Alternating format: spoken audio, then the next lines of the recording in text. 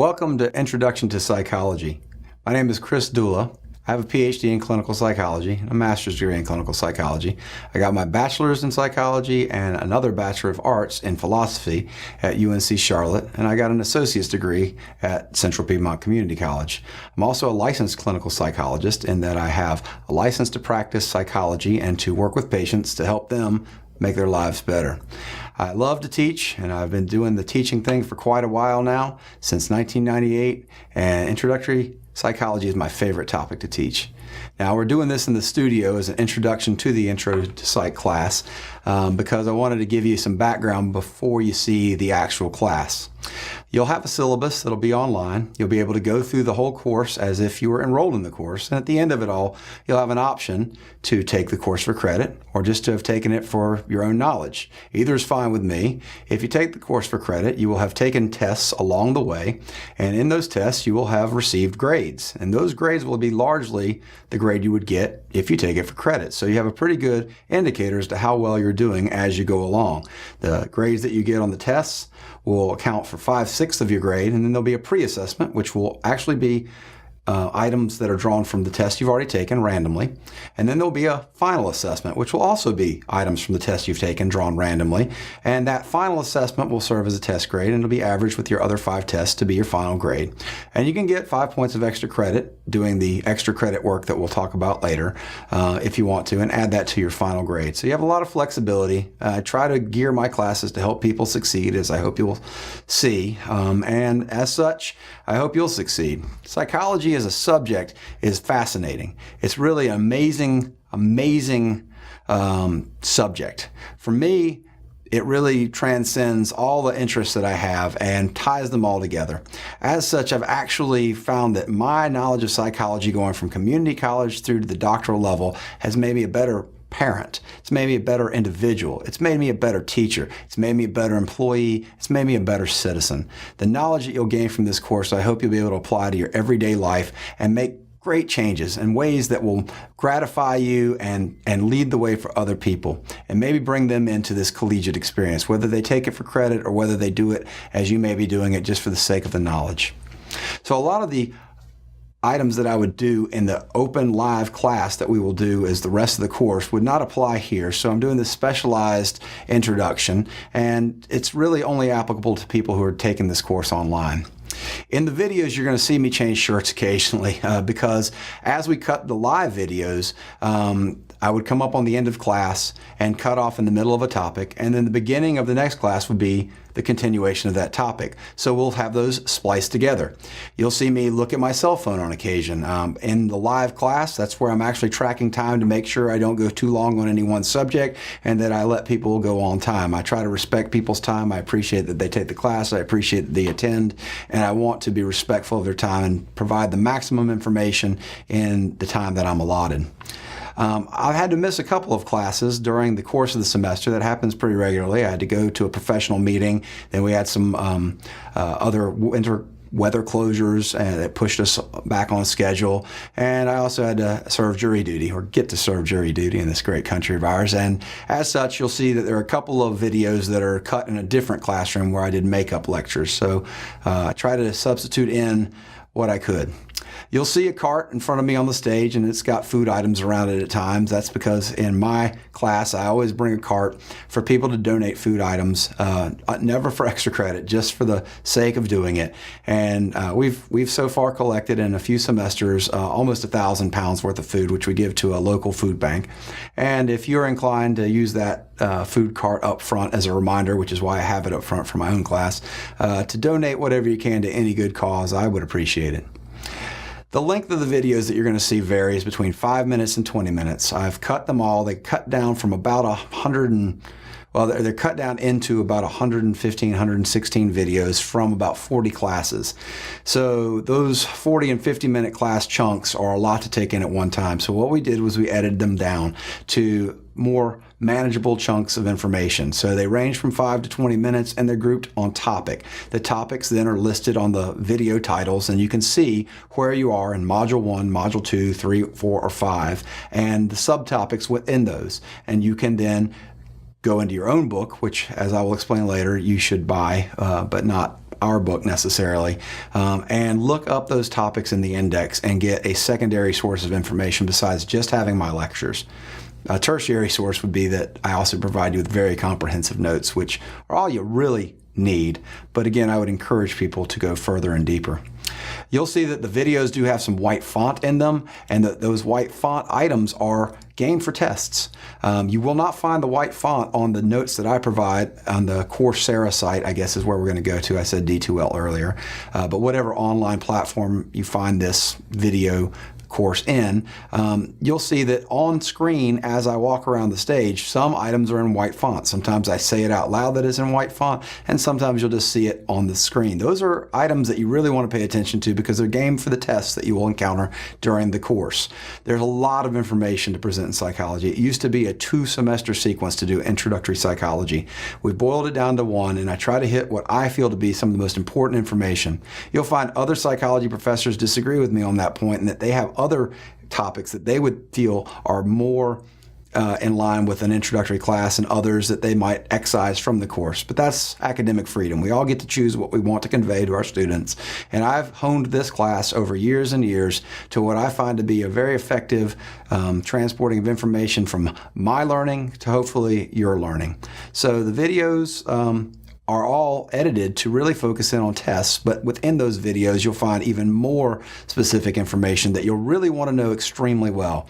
Not just at the definitional level, you want to be able to understand those topics well enough that you can teach them to others. If you can teach those topics to others, you should do very well in these tests that I have put together with the greatest of care to make sure that they are fair tests and that they assess only information that are covered in the video portions of the course. So the figures you'll see in the notes on the PowerPoints that are on screen behind me are sometimes copyrighted information from publishers that I've accrued over times where I've adopted books. And I feel having, adopted their books and having had our students buy their books that I don't mind to keep that information in behind me. However, you'll also see superimposed on the lectures some very close-up views of PowerPoints, and the figures will be different because I don't want to put copyrighted information anywhere where it seems like I'm benefiting from those copyrights. That's just information that's all general to psychology. All of that information is specific to our discipline and sometimes applies to other disciplines, but I actually created many of the figures that you'll see in the close-up shots myself, or I got them from Wiki Commons, which is to say they are in the public domain. I cuss on occasion. I do that as part of my natural daily life. I have a background in construction and as a musician, and people in my background oftentimes use curse words like punctuation. I never do it to offend. Oftentimes I'll get caught away with the passion that I have for the subject, and I'll just be going through it, and that may slip out. My intent is never to offend, so I hope you'll forgive me if it does offend, and if you ever want to contact me and give me feedback, I'm very open to that. It never offends me when people have critical feedback for me. You're welcome to email me at any time. Please read the syllabus. The syllabus is detailed, but it is there for your service. It will help you understand what you need to know to succeed in this class, and to succeed in integrating this information into your life, you need to learn this information well. So there are 5 tests, as I said, a pre-assessment and a final assessment. So those make up your final grade. The pre-assessment doesn't count for a grade, but it gives you the indicator of how well you've learned the material and whether you'd like to take that final assessment and integrate it into a final grade. But the syllabus also has further details. It has suggested texts in it that I think you might want to buy. I don't care if you get used texts. The information in psychology has not radically changed in the last 10 years. I would get a recent edition, but not a current edition necessarily. You can go on to a number of online retailers and find used books very cheap, sometimes for $5, $6, $7, $10. With shipping, you can definitely find something that fits the bill at under $20. So if you will do that, it will provide you, again, another source of information that is highly credible and which you should check your own learning against. By reading the topics that I cover in the class in an introductory textbook, you will be able to reinforce your learning and highlight any questions that you may have where you find discrepancies between anything I may have presented and what you're reading. That would constitute a question that I would be happy to have you email me.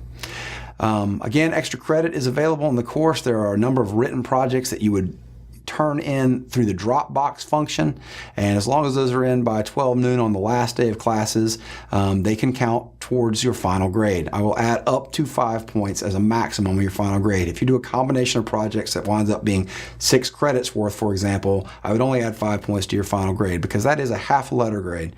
And you can see by my grading scale that I skew the scale in favor of you. There's no A plus, so there is no A minus in my grading scale. It's 90.0 to 100. That's a.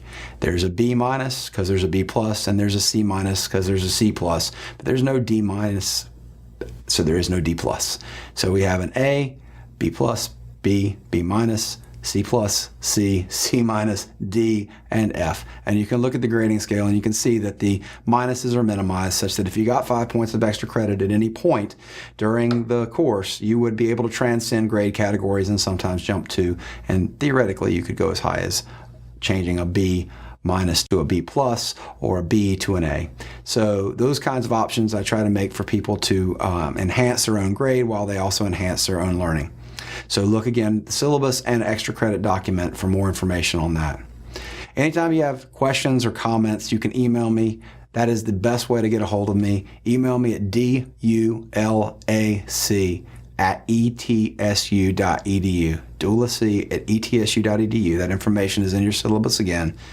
You can email me comments, you can email me questions. I would encourage you to connect with me on Facebook or on Twitter, just to have a general connection. But anytime you have an official question about the course, please email me through my official email. I'll give you just a word of background for me. My background is in middle-class white America. I was privileged in ways I did not understand coming up through that, but then I more or less rejected my background and the privileges that came with it, and I went into my own world of music and trying to support myself. I found myself in construction, where I met some wonderful people and some not so wonderful people. The wonderful people are the ones that taught me the trades of carpentry, sheetrock, and vinyl floor installation. And I hold great reverence for people who make their living through trades or service work, but it just didn't fit for me. I didn't find a passion in it, and it made the bills, but it didn't make me happy. And while making music did make me happy, I was never going to pay the bills making music. So I found myself in my early mid-20s in a community college. And at that community college, I found that what I hated in high school was not there anymore. I had total freedom to engage material as I would, to come to class or not come to class, and I went to every class that I could. I think I may have missed 2 or 3 classes total in my undergraduate experience due to things that were beyond my control. I ate that material up. I loved learning. I didn't realize the joy that it would bring for me to engage material on my own terms, improve my own mind, and improve my own life. And from community college, I moved through to the local university, and from there I went to a master's degree, and from there a doctoral degree, from there to a postdoctoral fellowship, and I've been at East Tennessee State University since 2004 doing what I love for a living. And I would encourage all of you out there to find your passion in life.